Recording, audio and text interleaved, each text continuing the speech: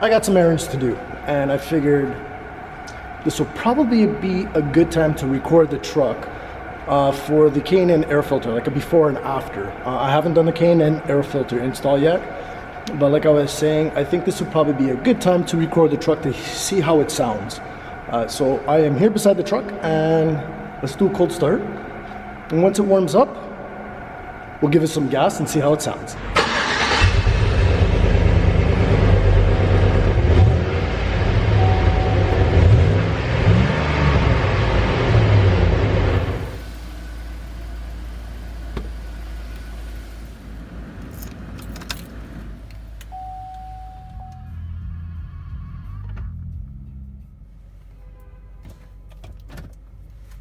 And welcome to another video, everyone. All right, so it's been like what, 2-3 weeks? It's been like 2-3 weeks since I put the leveling kit in, and I'm gonna have to say, man, I'm really happy with it. Everything's nice and solid. I haven't hit the about 120 kilometer mark to like re-tighten everything. I've probably only done maybe just under 100 kilometers. Finally, the truck settled and measured it. And it ends up being exactly from the floor to the top of the fender, or sorry, to the arch of the lower part of the fender, 38 inches. So before that it was 36 3/4, then the back is 38 3/4. All right, so I know that a lot of people will be saying, you know what, Tim, hey, the K&N Air Filter kit, it's too expensive. It's not part of the budget mod.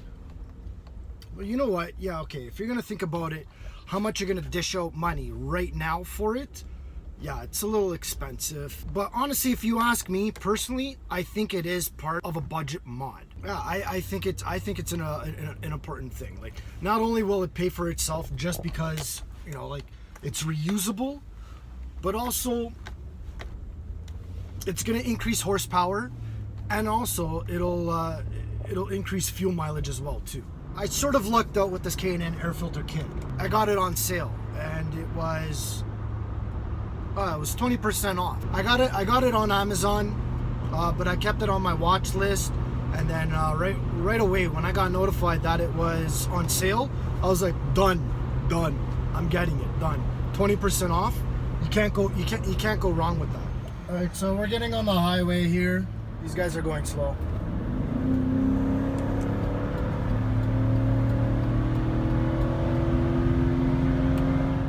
A couple of the things the reason why I got this air filter: one, it's going to increase horsepower anywhere between 7 to 15 horsepower.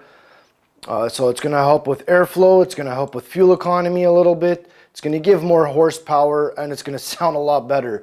But the main reason why I'm getting this thing, it's because I'm never going to have to change an air filter again on the truck. This is reusable. So for all you guys that want to tell your wives out there, maybe a good key point for this: it helps the environment by reducing waste.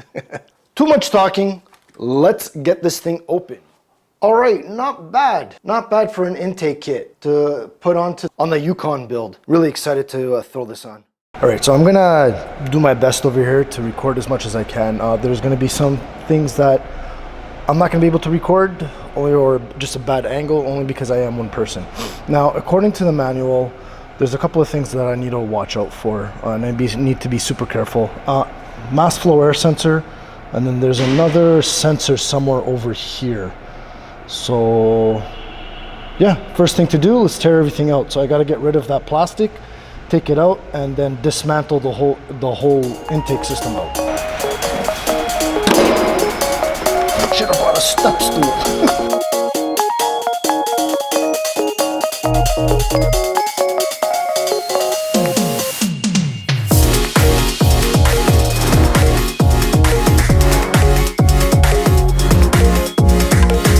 Okay, so I installed everything over here.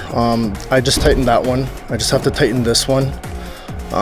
Now we ran into a little bit of a problem over here.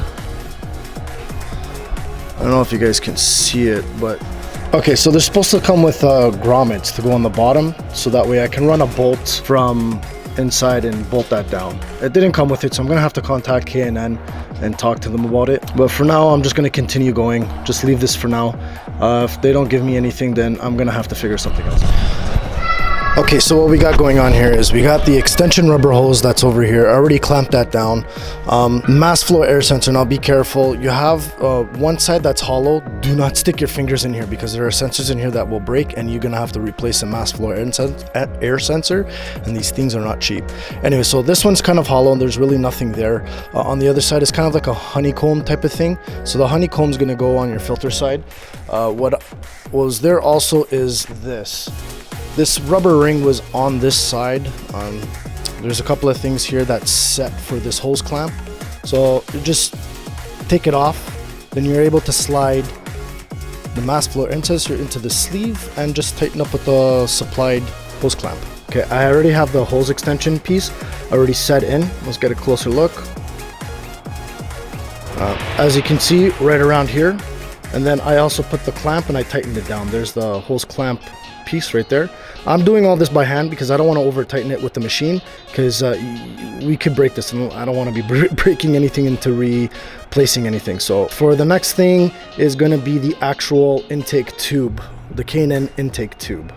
But I was having a little bit of trouble with this bracket. The piece, this holder I guess you would call it, that's supposed to go into this L bracket, it was too big and I was fighting with it. I had to take everything back off. Well, just take the L bracket back off, cut this piece in half. Well, not the whole thing, just the top part. Put the L bracket in and then bolt everything back in.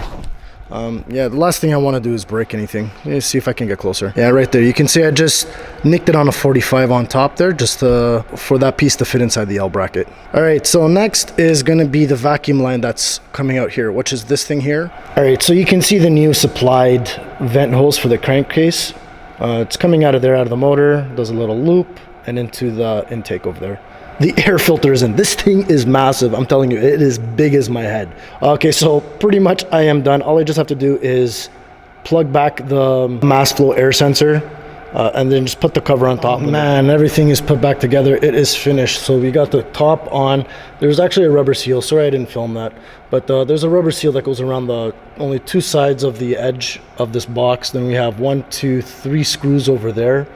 We have the mass flow air sensor plugged back in. Everything is together except for the engine cover. Let's start up the truck before we put everything back together completely. Cold engine start with the K&N Air Filter. Let's do it.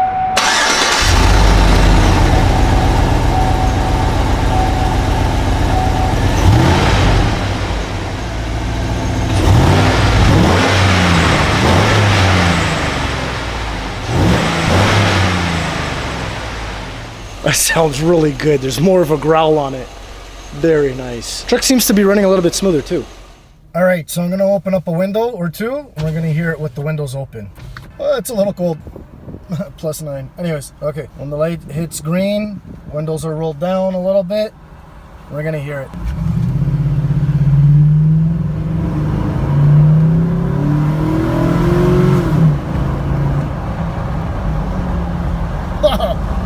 Sounds good.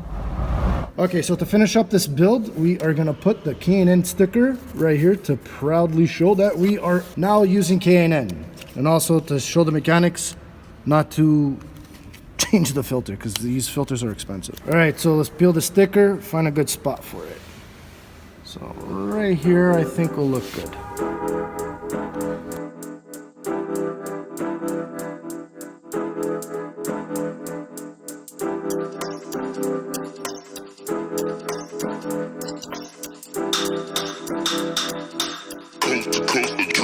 Next level.